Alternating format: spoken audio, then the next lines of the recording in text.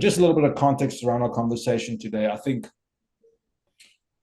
I have many conversations with a lot of industry leaders, with a lot of clients, as you do as well. We both sit in agencies, and we both hear the term shopper marketing quite often. I hear it quite often. We heard it in our old lives as clients as well. But I think shopper marketing means something different to every person you speak to. And I would like to spend some time today just demystifying in your world as an expert in shopper marketing, from your experience in multiple agencies and where you sit now as a strategy director, what shopper marketing really is and what shopper marketing isn't, and what channels shopper marketing uses. What do we need to know to be good shopper marketers, and what the future looks like in this space? So I'm going to start off with a question, and I'm going to go, when does a consumer become a shopper? Yeah. So I think firstly, Andreas, thank you so much for the opportunity to one, just be part of your platform as not only a co-laborer in this thing called marketing and advertising, but also as your peer within the remit of being an agency strategist and thinker. And thank you so much just for the chance, just to kind of share my thoughts around and my opinions about the topic. So just to go back a few steps to your initial stance, I think your initial premise and statement is what is and what isn't shopper marketing, and is it something that is easily diluted into consumer marketing, something that easily falls away when you start getting to the digital space? Where does it start? Where does it end? I think it's important to first start at the very beginning of it all. And I'll start at the conversion funnel, the consumer conversion funnel that a lot of us are familiar to as the building blocks. And at the very top of the funnel, we have what we call awareness. Then after awareness, we'll come into a space of consideration. Then we'll have your usage, most often usage. And at the very bottom of that, your loyal usage or loyal patronage to that. The easiest way to articulate to your audience what shopper marketing is versus consumer marketing, that my view is that consumer marketing sits quite firmly within the first, probably top three pillars of the funnel, in the form of awareness, far-reaching awareness, getting as many people aware of what your brand is, what it offers, and what consideration to keep in mind, to build up mental availability for, driving the idea of consideration, driving that initial prompt to start using something. So I see consumer marketing as really driving appetite and appeal for something, and curiosity about something. That's how I would classify what consumer marketing starts and ends, sparking, planting that seed. And the role and the place for shopper marketing, in my view, sits quite firmly at the bottom of that funnel, specifically around, once we've got you into a space of making a decision to use, how do we keep reaffirming consideration, reaffirming usage, reaffirming patronage to your brand? So I would definitely kind of stem and really propose that shopper marketing's sphere of influence, or the continuum of shopper marketing, sits in a space where it's around, how do we not only just continue to support prompting usage, but how do we entrench usage and patronage into a brand? And some of the easiest ways of really just defining it, that I know that within our world in advertising and marketing, we always talk about that moment of truth, or that moment, that purchasing decision moment that one is confronted with as a consumer. So that is where, in my view, that shopper marketing really hones its craft as a marketing practice, is that we are that last mile practice of getting you to make the decision in favor of our brand versus consumer brands. I mean, for the easiest example that I can give of the effectiveness of shopper marketing versus consumer marketing is, a lot of us love luxury sports car brands, but not all of us drive today luxury sports car brands. And I like to believe that is also part and parcel of what the magic of what shopper marketing does.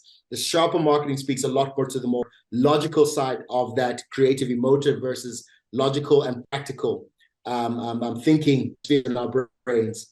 So that I think is probably the easiest example that I could give, that consumer marketing builds up that appeal, builds up that interest, whereas shopper marketing hones its particular magic of, hey, this is your budget, this is what you're looking for as clear value, this is what's on offer, make a decision. So let's stop on that awareness, that word awareness, and let's just double click there for a second or two, because there's sometimes where I get slightly confused. We think about shopper marketing. Yeah. It's almost like we're talking about there's some kind of intent to purchase, intent to transact. And you mentioned the logical brain, the reasonable brain. There is a process here. You mentioned the journey, you mentioned the funnel, and we talk about the buyer's journey quite often. Now, let's look at TV, which is primarily a awareness channel, large scale, broad reach awareness channel. If I'm a retailer, let's say I'm ShopRite or I'm Checkers or Spar, whatever it is, and I am creating awareness for a huge bonanza happening next month across South Africa at all my stores, where chicken is half price, you can get jungle oats at 25% discount. Is that a shopper marketing campaign live on TV? I would disagree. I would also keep it under the realm of consumer marketing, in the sense that what you're proposing is driving reach and curiosity and interest in your offering. So it's not necessarily that I'm making a decision there and there that I'm going to buy Iwisa maize meal for 69 Rand. All I'm doing is you bring it to my attention that, hey, this is what's on offer within my retail environment as a retailer brand. And you're not actually helping someone make that decision. So based on that, it really still falls part of what consumer marketing is all about. It's that brand equity, that brand building, that building up of mental and physical availability in consumers' headspaces to say, hey, if I want the best offerings, whether it be range, quality, freshness, categories, key categories that I want to engage with, this is who you need to be aware of. Whereas once I get into that space, when you're confronted with more than one option, now suddenly shopper marketing needs to sort of rear its pretty head to really just convince you between decision A, B, or C. So I would really just kind of define it as something that we need to, as a clear differentiator, that if it's orientated towards creating appeal and interest, I would package it or see it under the banner of consumer marketing. But the minute someone is now prompted with a decision, for example, if it's just a simple generic, I'll use the same reason you alluded to. Retailer A is punting to you Iwisa maize meal on pro today, awareness campaign. However, if the very same retailers come to my store and you can get either maize meal brand A or maize meal brand B for the same price, that becomes now shopper marketing, because now we're prompting you to make a decision. So a key orientational difference between consumer and shopper marketing is where consumer is all around driving interest and appeal. Shopper specifically prompts decision making. And I just wanted to take us a few steps back and also acknowledge that there is overlap. When you look at some of the principles that underpin what we do as marketers from the remit of consumer versus retailer. Consumer as well as shopper marketing still has to ascribe to 5 Ps or the Cs, depending on which metric you use. Price, promo, placement, as well as product, all serve the same premise under shopper marketing. And I think what we tend to get caught up in is that just because it's on promo, we automatically think it's a shopper marketing campaign. I was like, no, promo is also a lever we can use to drive awareness. And then I think that's sometimes where the confusion often lies, that we think that just because it's on promo, it has to be a trade marketing activity, it has to be a shopper-led activity, a channel marketing activity. And I was like, no, that can still form squarely into the remit of consumer marketing. And just going also a step back with regard to the question you also posed around because it's on digital doesn't mean it no longer ascribes to shopper marketing as a practice. And I would say no. Digital, first and foremost, Dries, is a channel. It is not my personal view, in the sense that within even digital, like how we started to learn around social media marketing, it's a channel. And even within those, consumer versus shopper principles still have to come into application. That there's certain instances where we do digital, like GDN banners, we do click-through banners. These are nothing more than consumer marketing practices just applied on a digital platform.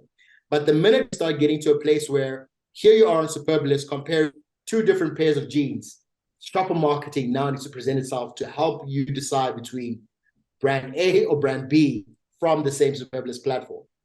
So I hope that also just kind of demystifies the idea that because it's on e-commerce or because it's on digital marketing, shopper marketing falls away. I would argue the contrary to that end. So let's continue with the example. We're seeing a TV ad. It's Checkers, or let's go with Checkers.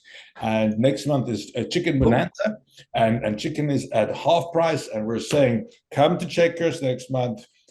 Chicken is at half price on these weekends. Bring your loyalty card and come and shop with us for other great discounts. Now, they've got a broader campaign. They have some digital media. I'm sure they've got some in-store media. I mean, some of the other things, they've got some point of sale display. They've got some in-store promotions. They got some sampling and demonstrations, shelf placement and packaging, loyalty programs, digital and mobile engagement. But let's start with the TV ad. We've created this awareness, and it could be consumer marketing or it could be shopper marketing. But as your opinion is, it's more consumer-based because it's awareness driving some kind of intent to purchase. But now let's take the next phase of the buyer's journey. If as a shopper marketing agency, what would I look at next? Is it now, well, we've created awareness on TV, but we only have so much flighting budget. We also need to ensure that we target a certain consumer segment on digital, continuously promoting these value offerings that start within a week or 2 weeks on certain of our products. Let's just take chicken once again as a theoretical example. Now you start promoting digital ads. This is the next phase of the shopper marketing, or of the strategy, of the marketing strategy rather, or the campaign. When does shopper marketing kick in? Like you had the TV's done now, and now you've moved on to digital.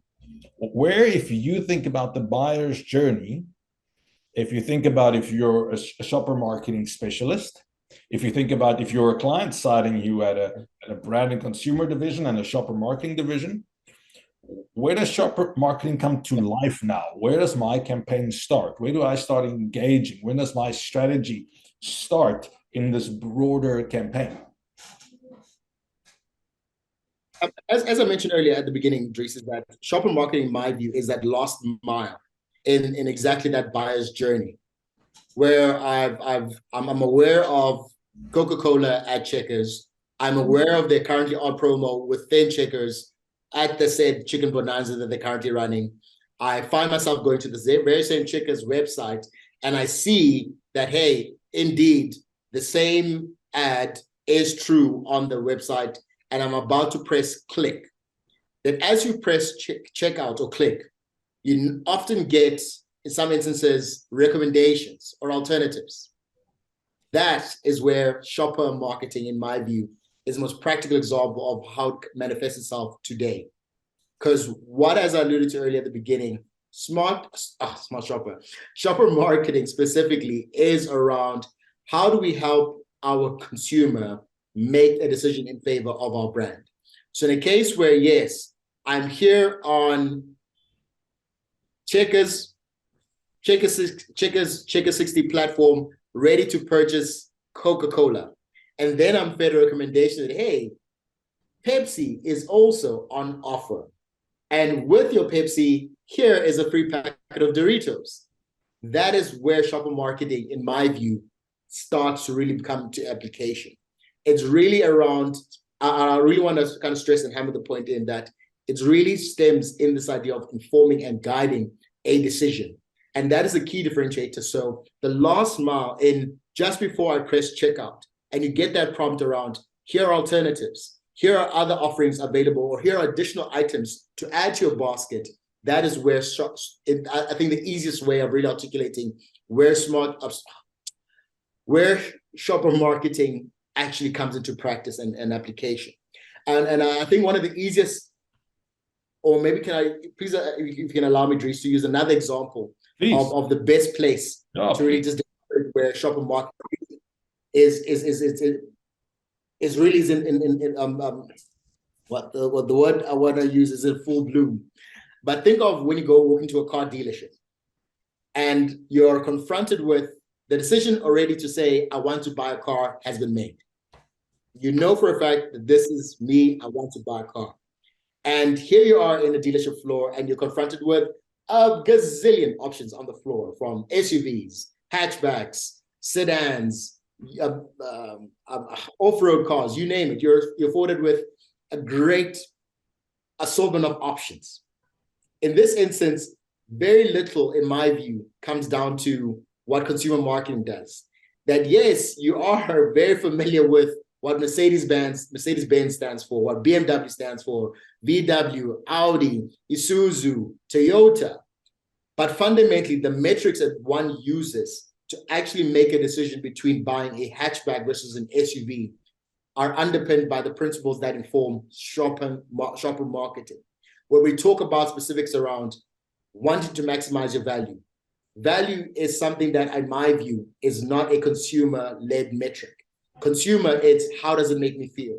Consumer is how does it build my image? Consumer is how does it affirm choice? Whereas shopper marketing is around how do we maximize value for you?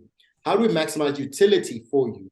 How do we maximize the reward that you get out from that purchase for you as key measures of determining whether today, Dries, when he walks into a dealership, is deciding between SUV from Haval versus an SUV from a BMW, is around which one offers him the greatest utility, greatest value, and greatest sense of reward for I got the best for every buck that I spend. And that is where the remit of really shopper marketing kind of really shows itself best, is you may have come in under the guise that I'm here to buy I'm here to buy a secondhand car. But then you have been told that for the same price that you would have paid for a secondhand car, you could have bought a brand new car. Yes, it may not be a luxury SUV, but it's the top of the line hatchback. That is shopper marketing in full bloom. So it's really around prompting a lot of the more tangible considerations and the practical considerations versus a lot of the time where consumer marketing kind of hinges its bets against. It's around the mental and physical availability, the brand equity, the image building, the more softer scores that we ascribe it to is where consumer really informs a lot of its stuff and a lot of its activities, where shopper really feels more grounded, more practical, more logical. So it's less magic, but more around the practicalities of which one offers you greater value, utility, and reward for making this decision. That is really an interesting view. So let me play some of that back to you, and let me give you an idea of how one could potentially think about it. And I think the line that I'd like to use is shopper marketing is closest to the money, right? So if you think about where are we going to get the rands and cents? Where is that going to get spent? Where's the intent to spend the money on South Africa, the credit, right now? Like I'm going to buy this Coke Zero, proudly sponsored, not really, but I'm going to buy this Coke Zero right now. Now, yeah, we're gonna get this is open. Now I'm thinking, all right, cool. I'm a marketer. I'm working on my shopper marketing campaigns. I start with where I'm going to buy this Coke Zero, or where my consumer, or where my shopper, whatever you call it, where my shopper is going to buy this Coke Zero. And I start working backwards to the closest point of transaction. So let's say it's the fresh shop down the road, and there's a Coke Zero in the fridge. I go, well, the shopper is going to be in Yep. the, you're going to take the Coke Zero and they're going to buy right there. All right, now I need to start working backwards. Okay, well, the first point of contact before I buy is in the little aisle towards, I'm sure there's better technology for the little aisle in a fresh shop environment, but there's a little sign there that says get 2 Coke Zeros for 32 Rand. No, one is maybe 20 Rand, and you can get 2 for 32. So now that piece of shopper marketing in the aisle display? Yes. Okay. Yes. No, exactly. All right. And I think also just as a small nuance, is language is key. Messaging is key. The very same display, the small little wobbler in aisle, right next to all the other cool drinks, talking to the same product. If it simply says new Coke, one can debate and dispute that it's not shopper marketing, but purely a consumer marketing exercise. Because all we're doing is creating awareness that, hey, here's a new product. We're not saying, here's a product at set value that offers you set utility reward, or what did I say? Utility, reward, and value. Yeah. So it's always, and to your point earlier, it's very much closest to the mind. I think that's the most, please allow me to quote you about that, Dries, that shopper marketing is closest to the money. And even working our way backwards from that, the more our messaging becomes very much inclined to speak to reward, utility, value, we're now delving into smart shopper.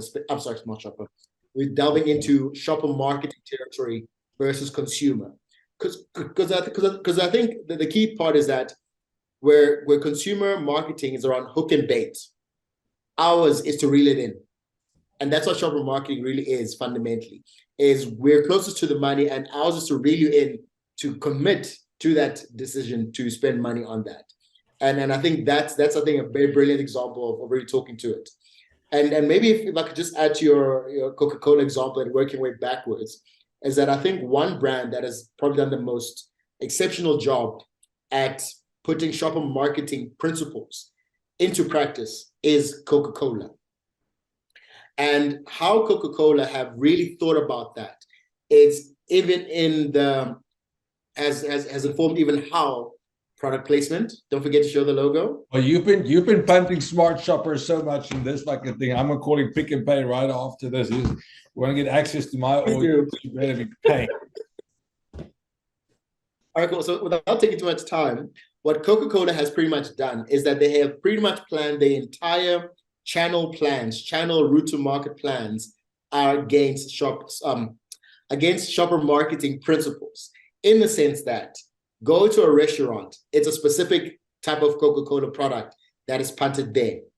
Go to a spaza shop, there's a specific Coca-Cola product that is punted to you there. Go to a grocer, go to a macro, go to a festival event. Specific products are punted to you in these particular channels for one fundamental reason. It's always led by a price point, a proposition that speaks to the shopper in those spaces.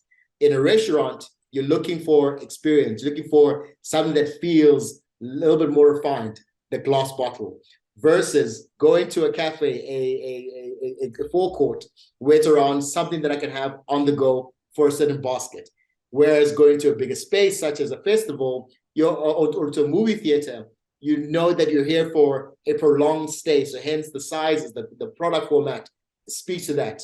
But key is the idea that they've considered the type of occasion that they're targeting, the value that the consumer is looking for within this particular channel, and more than anything, does our product offering reward, maximize utility, maximize value for the intended basket or shopping mission that is found in this channel. So that I think is one of the easiest case studies I'd like to present to the table, that of what shopper marketing looks like into practice. Yeah, I mean, so what are the key takeouts for me from that, and I haven't thought about it this way, and that's why these conversations are quite interesting, is that when we use the term value, it could be quite, if the way you use the word value in your marketing communication and in your intent could be indicative, whether it's consumer marketing or shopper marketing. I'll give you an example. At the Fresh Stop, there's a Pepsi a little Pepsi wobbler, and it says Cape Town took the Pepsi Taste Challenge, and 65% of consumers preferred Pepsi. Which personally I don't think is the best stat I've ever heard in my life, but not very convincing, and I'm not sure it compared to what they had the taste test. I will never be sponsored by Pepsi, apparently. But now, for me, there's let's just take it beyond that, and then they have a tagline that says something about refreshment. I might be incorrect, not be refreshment, but the point is the value for someone drinking Pepsi could be great tasting refreshment. Now, for me, from our conversation, that's consumer marketing, right? Because it's still value, right? So the term value. But if I was in store to maximize my available resources meaning my loyalty points, all my rand and cents, credit, whatever that. If I was there to maximize my resources, I might not be looking at the fact that 65% of people prefer Pepsi in Cape Town, but I'm going to look at a deal where I can find two for the price of 25% less of one times two, a value discount of some sort. That's my shopper campaign. And the value there is the value of maximizing my resources in my current mission or quest to maximize those resources. And the advertising that aligns to that, or the communication that aligns to that. So now I'm going to go back to my aisle example, because I'm still trying to get back to where this journey actually starts. You know, if I'm thinking as a strategist and I'm doing a shopper marketing campaign, where do I start my journey? Right? And we can look at let's look at a typical South African shopper. We can look at something like margarine, like Rama, for instance. Where does a Rama shopper marketing journey start? If you were the shopper marketing agency for Rama and you were sitting there and they go, we need a shopper marketing campaign for a new tub. It's Bolton flavored Rama. We know it's going to work. The target market is still the same. Do a shopper marketing campaign for us. And you get that brief. No, true. I mean, how do you start? I mean, look, the hard truth, I think, to the example and the question posed is really around, it's a lot of these things are very subjective. And I think that's something we have to admit, that it's not a perfect practice. The whole notion of consumer versus shopper marketing. And in some instances, you can even add even a retail market to that mix. That all these things are all part of a broader practice of just generic marketing as a whole. And I think the key differentiator has to be then posed of what is the intent of that marketing campaign. Is it really one around recruitment through awareness, or is it awareness to drive recruitment? Or in some instances is around conversion. So based on what is the actual objective of that said marketing brief, that will inform whether we should adopt a consumer marketing approach to it, or a retailer consumer marketing or a shopper marketing approach to that particular brief. So using the exact same example around the Pepsi, 65% of people in Cape Town prefer the taste of Pepsi. I would really see that as a shopper marketing-led marketing campaign. And the principle of it is around driving what I mentioned at the very beginning, usage. Because as I alluded to, is the key fine line is a lot of the time consumer drives awareness, consideration into initial prompting usage. And what shopper marketing needs to take over is entrenching that usage into loyal patronage. So I would view potentially that the very same Pepsi example that you alluded to as a shopper marketing led brief, a shopper marketing informed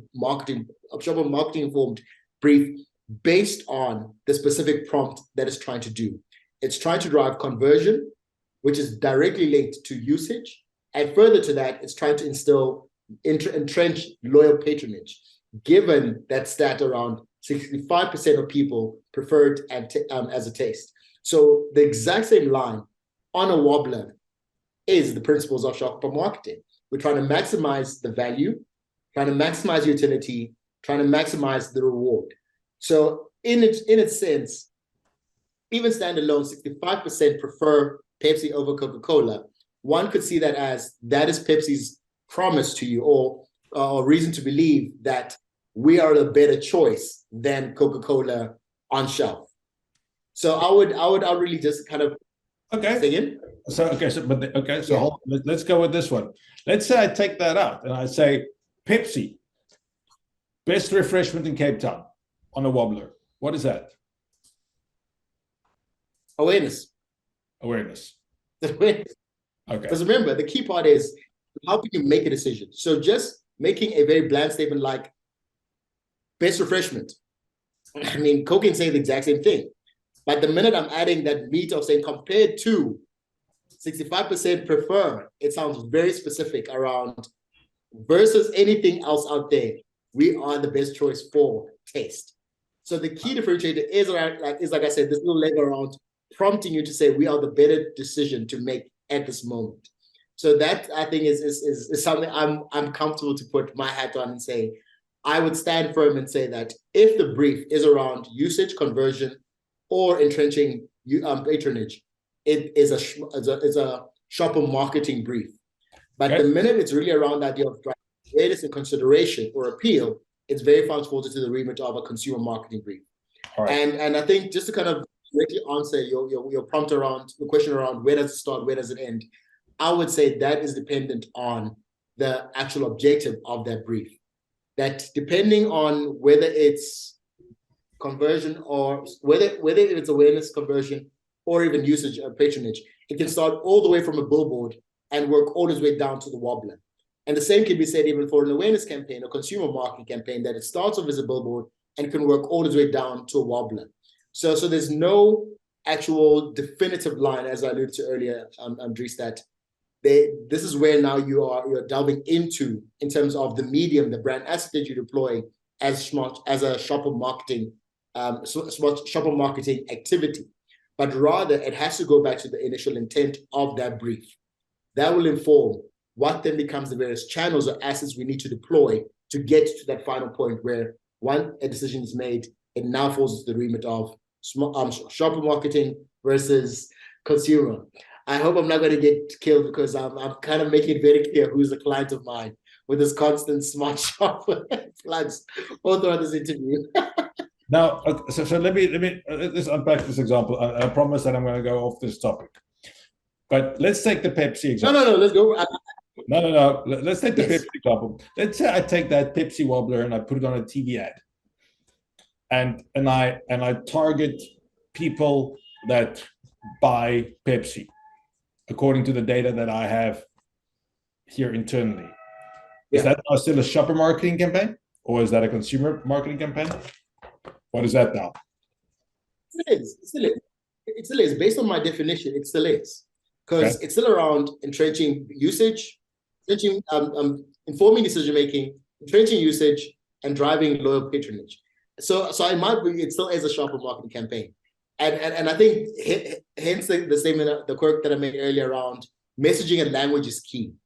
Because you cannot, for example, in an instance whereby we're driving an awareness campaign, and rather than talking to me about what makes Pepsi better, rather than driving comms and messaging around what Pepsi's proposition is, you're spending more time telling me about the value on offer, the savings that I make.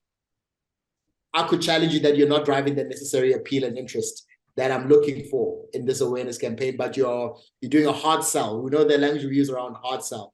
So it's really one of if it feels very much like a hard sell, I would lean it towards it's a shopper marketing activity. But if it feels something around driving interest and curiosity and just planting that seed, it will fall into the remit of consumer. Sure. Now I'm going to go a little bit backwards because we are both contradicting ourselves a little bit in this session, which was the intent for the session. That's why I'm confused about shopper marketing. So let's go back at two seconds. Shopper marketing is where the behavior is closest to the money. Okay. Now we're saying, but shopper marketing can be on TV. Correct. Okay. So is it maybe not as close to the money as we thought? But we can argue the point, though. We can argue the point. Let's go. We can argue the point. In the sense that And as I mentioned to you earlier, bro, is that if for as long as the comms and the messaging is provoking a decision out of you, it falls into the remit of a shopper marketing campaign or a shopper marketing activity. And even in that, and please hear me out, and it doesn't even qualify, in the sense that a lot of the time we consider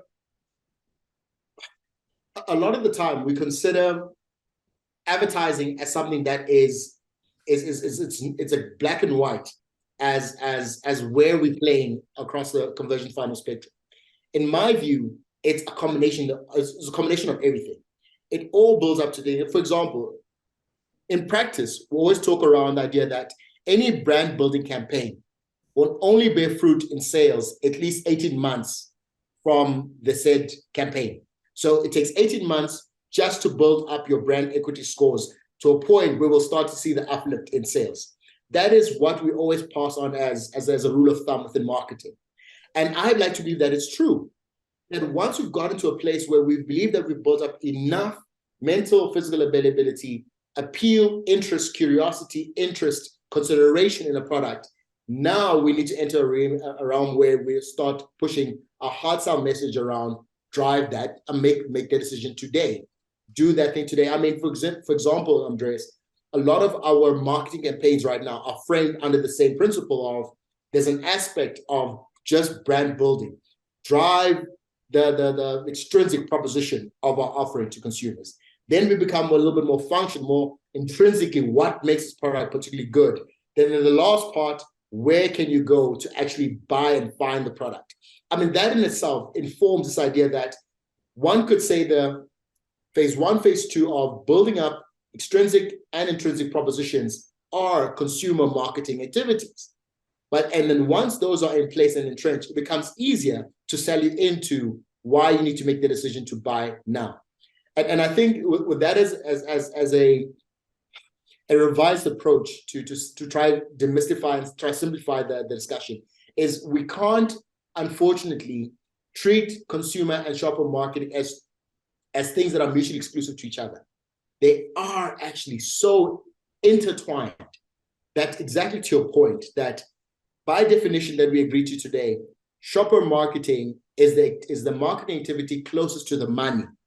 True, but it doesn't mean it is exempt from being on a billboard. It doesn't mean it's exempt from being on TV. It doesn't mean it's exempt from being on a cell phone. Because all these, fundamentally, through what your omni-channel, through what ecommerce is demonstrating, that the gap between awareness to decision-making is getting shorter and smaller and smaller and smaller, that what's stopping us from running a 65% of Cape Townians prefer Pepsi over, prefer the taste of Pepsi, and adding a QR code that if you put your cell phone on, it automatically redirects you into your checkout basket. I mean, we're pretty much one step away from comms that start prompting that. I remember there was a time and place where there was a massive drive from various marketers to use Shazam as that vehicle, where the minute an ad plays and you put on your Shazam app, that Shazam app will redirect you to an e-commerce platform to purchase. So one could argue, was that really a consumer marketing activity, or was it potentially a shopper marketing one?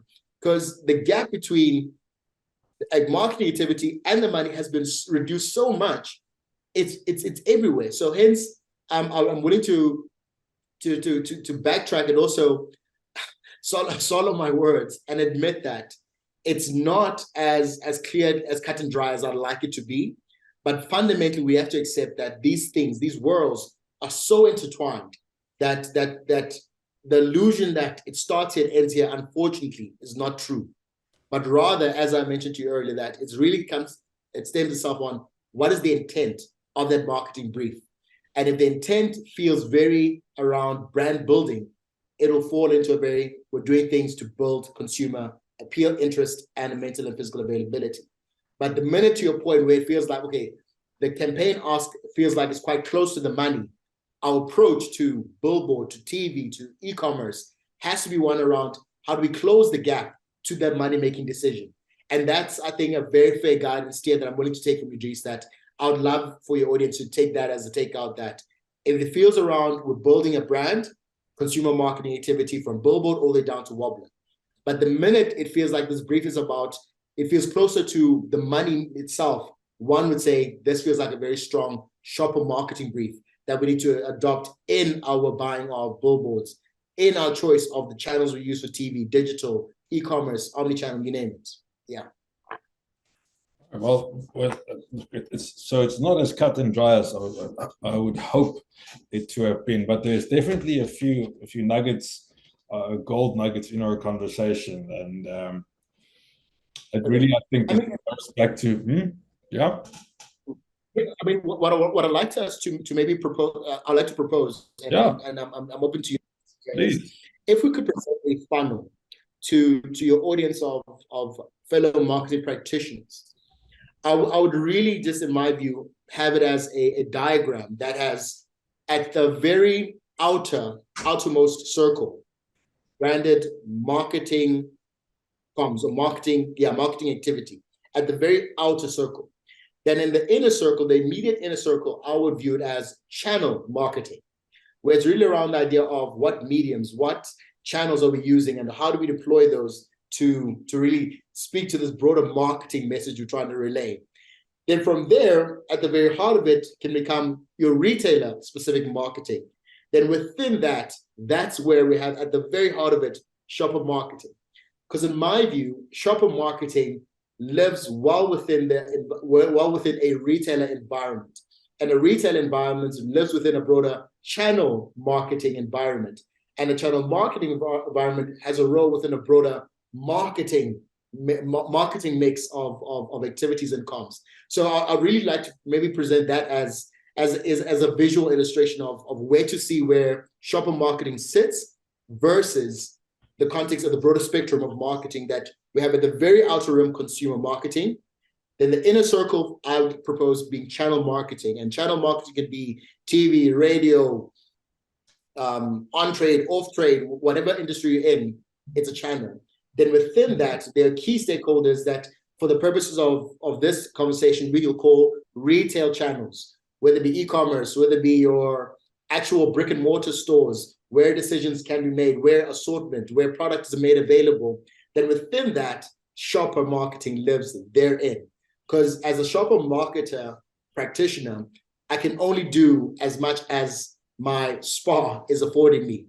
As a shopper marketer, I can only do as much as my Take-A-Lot can afford me the room and the leeway to bring to life my campaign, bring to life my comments, bring to life my messaging and my proposition. So that I'm hoping is a nice visual illustration of just kind of mapping it out for everyone to see that, hey, it's not quite as a clear jump as consumer marketing all the way to shopper, but rather it's from chat marketing, consumer marketing, then there's a channel specific marketing, then within that is where the product is made available, retailer channel marketing, and at the very bottom, in the heart of it, becomes a shopper market can exist.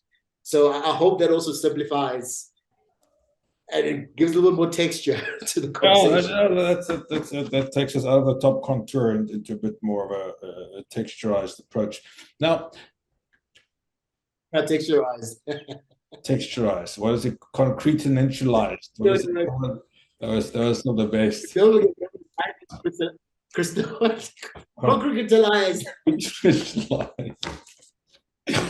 So, if I'm the best shopper marketing, yes, sir. If I'm the best shopper marketing marketer in the world, no, if I'm the best shopper marketing strategist in the world, what are the primary channels I always include in my shopper marketing strategies? Today, I would propose the following three. One, price as the most number one fundamental basic principle that you need to be brilliant in. You cannot you cannot say to me that your product is quality, but the lead thing you're promoting to me is the price point. And a price point in the sense, under the guise of promotions. So how you manage your price comms is at the very top of what you need to get right as a brilliant, smart shopper strategist. Can we stop? Number two, sorry, Selma, can we just stop for that? I just want to double click on that because this is a tricky one. You're an agency, I'm an agency. We don't have much bearing on pricing decisions that our clients make, but they still come to us. True. Yeah. True, but we do have bearing on how much emphasis we put on creating awareness about price. That we can. All right, please continue with that. I'll give you a perfect example. When was the last time you either walked into an Apple store or saw an Apple ad, and the first thing that they punted to you is the price point?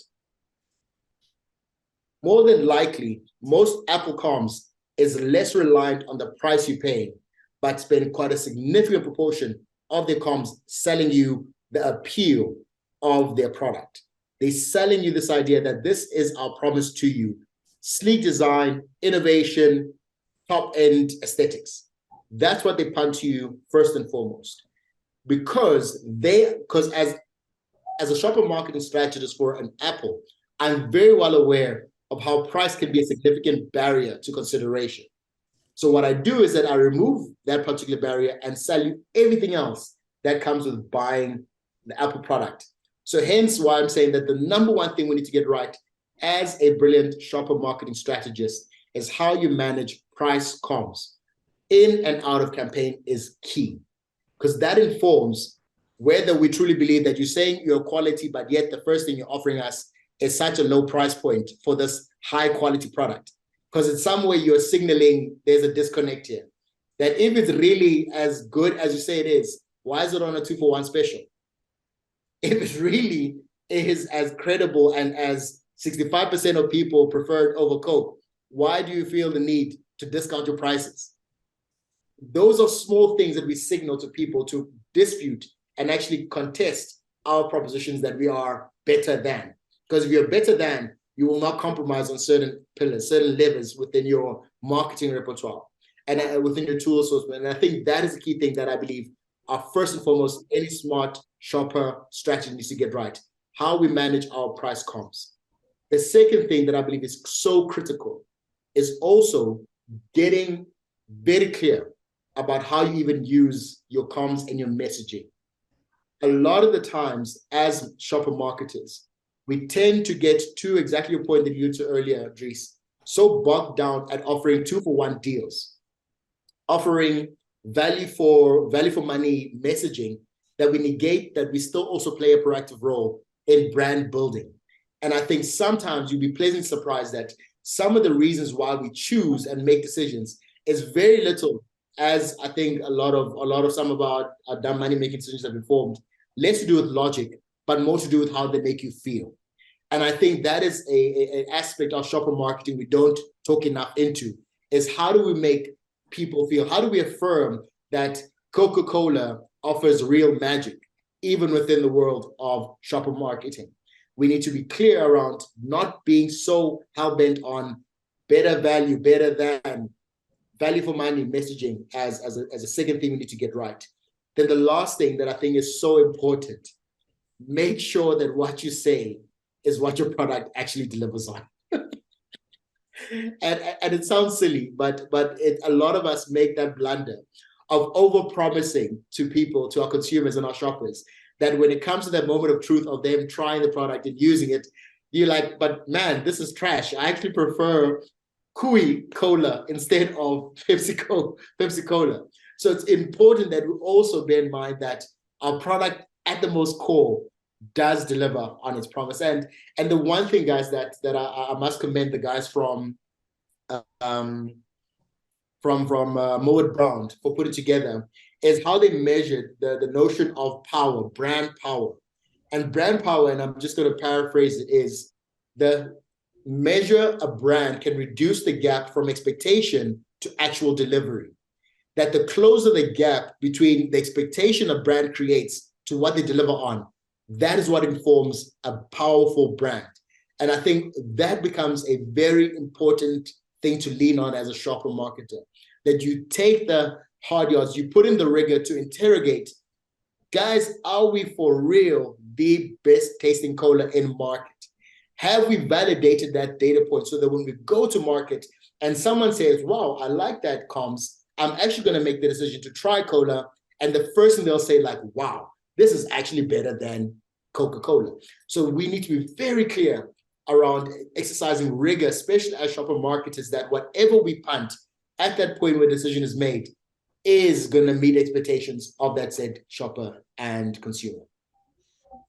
Very interesting. I'm going to read you a definition here from the Retail Commission on Shopper Marketing, what they see shopper marketing as. Shopper marketing Shopper marketing is the use of insights-driven marketing and merchandising initiatives to satisfy the needs of targeted shoppers, enhance the shopping experience, and improve business results and brand equity for retailers and manufacturers. Now, how do brands, how do agencies, and let's look at a South African context, how do we get to know our shoppers better? What data can we use? How do we understand shoppers? How do we understand the different journeys? I mean, Tesco has something like 21,000 different segments that they market to. Now, if you're an agency and you're trying to deliver some kind of result, whether it be a conversion, which is a sale, or whether it just be an equity lift or education or awareness or whatever it is, but it sits within this kind of shopper framework, which I like to think of shopper closest to the money. So let's actually keep it contextually where we want to drive a sale. Where do we get data? I mean, how do we think about this? How do we create these journeys? I mean, we talk about these buyers' journeys the whole time. Let's say I'm trying to. I always go back to my margarine example. I'm not really sure why, maybe because it's the only thing on my mind right now. But if I'm trying to sell margarine to someone, yeah, well, let's Sorry, say, can I ask for just a yeah, please. We'll just pause you in the middle of the just a quick 30-second break. Yeah, in the live podcast. I mean, I'll just tell my people to just wait. That's fine.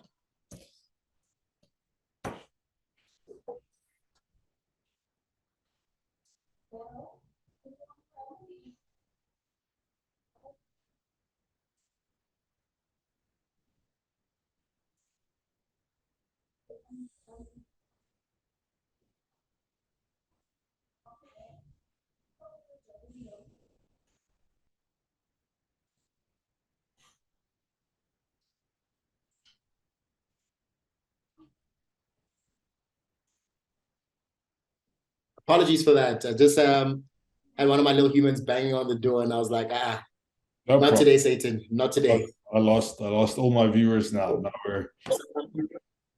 we're actually up to zero. You were We're less than zero. We're chasing people away from general life. Anyway, so the question, back to my question, which I actually forgot what it was. Let's say, how do we, yeah. Margarine example, yes. So what I want to get to is a very practical answer. Like let's move away from kind of theoretical and abstract and philosophical. Let's just think super practical. I have a new Rama. Not a new Rama. I have a new margarine. So I'm become like you shopper, your smart shopper stuff. I have a new margarine. I'm launching my new margarine in Montague Gardens, Western Cape. Now I need to do a shopper marketing campaign. But all the theory and all the websites and Tiamo and everybody else says, I need to understand my shopper and I need to have a clear buyer's journey in order to do a shopper marketing campaign. Where do I get the data? Right? Where do I get the data to start this thing? How do I start thinking about this thing? Let's say I've listed in Checkers, I've listed in ShopRite, I've listed in Spar, I've listed in Pick and Pay. I have it there in Montague Gardens. Now I need to do shopper marketing. I don't need equity right now. I just need to sell some margarine. Yeah. How do I think about this thing?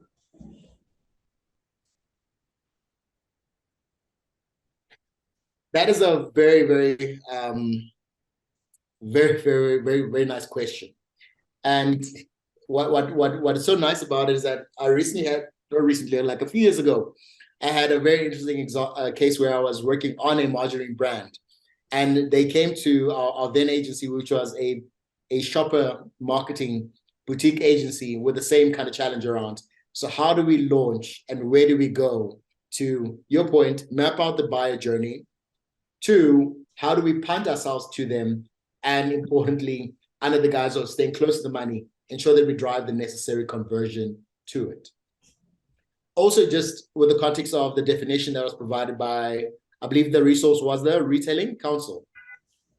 Yeah, Retail Commission of Shopper Marketing. Retail Commission of Shopper Marketing. What I love about that definition, it really just affirms that little visual illustration that I alluded to earlier, that at the very outer is consumer marketing. Within that, to channel marketing. At the very heart of it is those two spheres of retailer and shopper marketing as the two realms in which we as shopper marketing practitioners come to life. And then very poignantly called out of those key things, whether it be cross-category merchandising, etc., or the other activities we undertake. So to answer you very practically, very direct to you, number one, what is very hard to do in developing markets is get access to big data on our spending behavior. When most developed markets, they are very well entrenched, really well established and developed in building up this bank of transactional history that goes back decades. We are still very much in an infancy. To think, Dries, that it's only in the last, 5 to 8 years that the vast majority of our retailers started taking their loyalty program and their loyalty cards data and purchasing history seriously. A specific instance is a ShopRite Checkers launched an entire agency, Dunby, to do just that for them, mine their data, become exceptionally brilliant at building up the intelligence that informs the recommendations, the spending patterns, the vouchers that they punt to you. They only started getting that into practice within 5 years of, and I could be corrected here. So it just shows you how new we are at really just gathering that scale of data for our buyers in this country. But in the ideal world where we do have access to that, first thing first, we need to map out who is our shopper in Checkers versus Spar versus Pick and Pay as a starting point. Because that will inform to the Retail Council, the Retail Commission. Retail Commission? Give me a nice acronym, because I think I'm gonna keep butchering them the whole time. Oh, it's Retail Commission. RCI, RCM, what is it? SC, let's call them the RCSM. It's RCM, let's call them RC. RC. RCSM, let's do RCM. So in that case then, I would then start it at the very beginning of, let's gather our insights around who the Checkers, Spar, Pick and Pay versus macro shoppers are. How? Once we're clear on the insight. How? I'm saying in the ideal world, we'll engage those particular retailers to give us access to information around what are the baskets like for each of their retail businesses. And that will give us insight to, so every time someone, it depends on the manufacturer or the brand in question. If you are a flagship brand within a category in a retailer, that information is a lot more accessible to you. Of course, at a nominal fee, but it is available to you.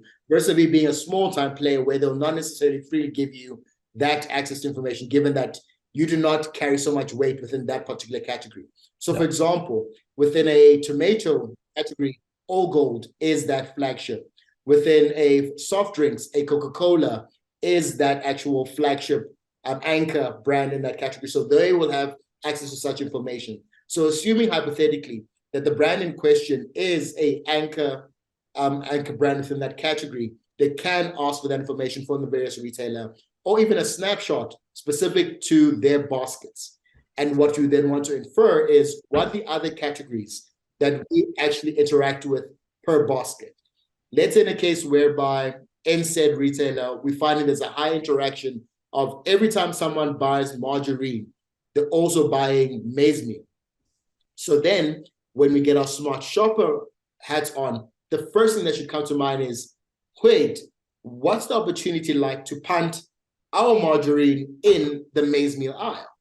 Because that becomes cross-category merchandising opportunities for us to exploit, knowing that given the high interaction between margarine as well as maize meal, means more often than not, the person in this channel, in this retailer, shopping for maize meal also shops for a margarine.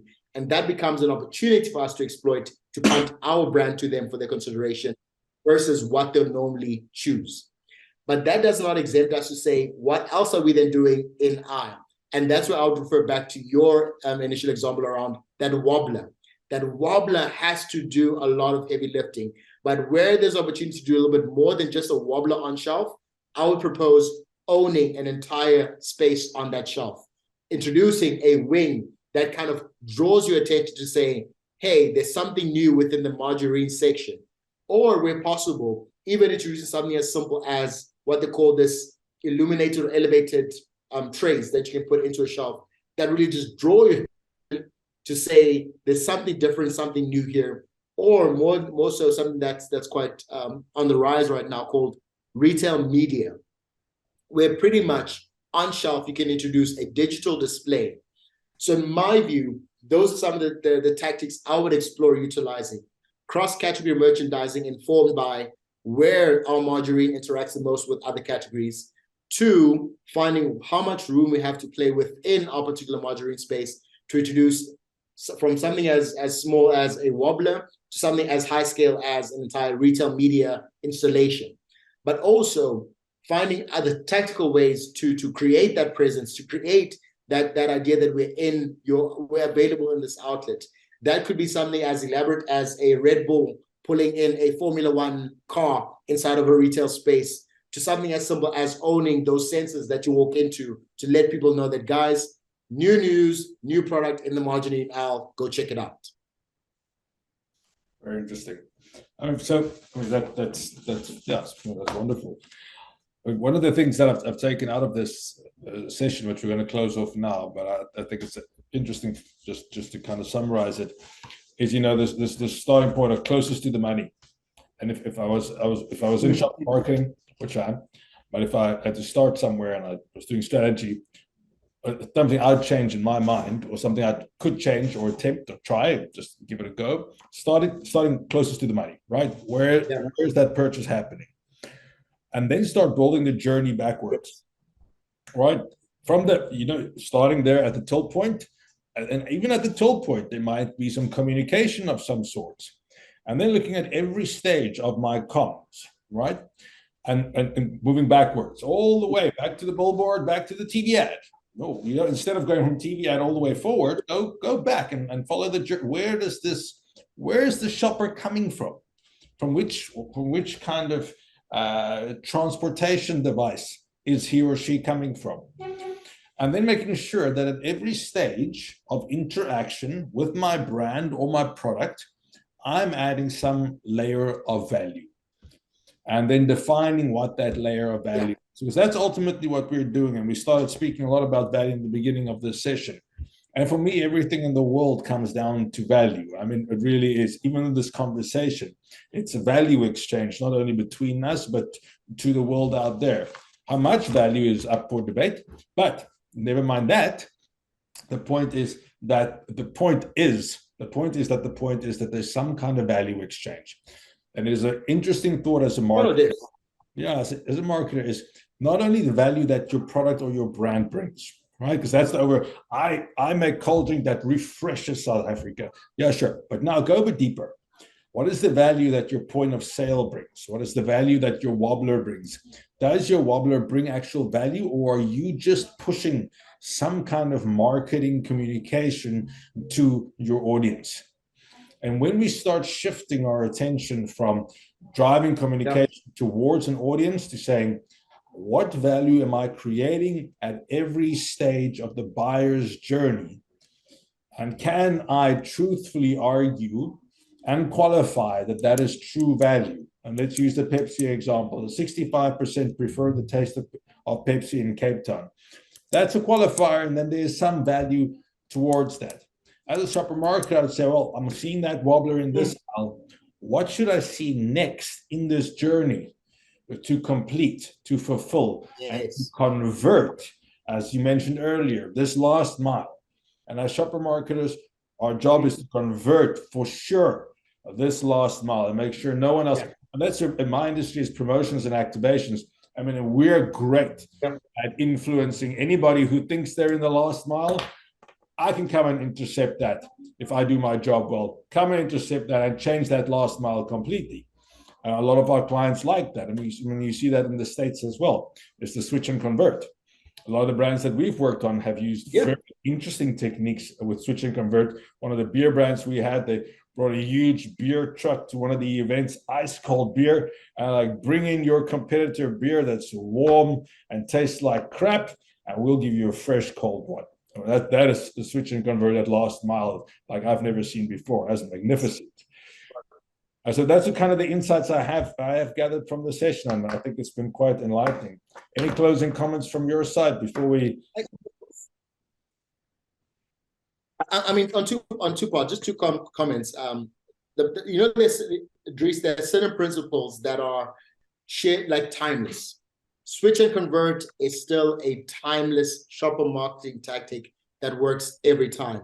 If you want me to prove it to you, check out what Heineken Silver is currently doing in Tiger's Milk and select outlets, where for select weekends, they're telling you, come in and get a free Heineken Silver on us. They're directly targeting light lager drinkers dead on with that proposition to switch and convert immediately at the point of decision making. So that is a tactic that is timeless and has application in many spheres. Exactly to your point, using the same Pepsi example is, and this is my closing comment, is what we need to be very cognizant of as shopper marketers is the idea that we also need to be multifaceted in how we drive that value. And I love that call out that you made in your example, Dries, that it's not enough to tell South Africa that 65% of this audience consumes your product, but how does that come to life on e-commerce? It has to be adapted to e-commerce then. It has to be adapted to the various channels that same sentiment is brought to life in. And I think that is the next frontier, in my view, of shopper marketers, that let's not switch off creativity, agility, even in our messaging around adding that layer of value. That it starts off, to your point, 65% of South Africans prefer taste of Pepsi over said competitors. Then the next phase in that has to be a message that potentially prompts that your meals are incomplete without Pepsi's taste to them. And that's kind of, I think, the remit we need to start really just tapping into as shopper marketers is more agile, more tactile, and more native comms that we deploy in the various channels that we're taking a lot of our shopper marketing comms to. Andreas, thank you so much, Bud, for once again inviting me to your platform. Thank you, it's always nice, engaging. Because I'm recording this. No, thanks.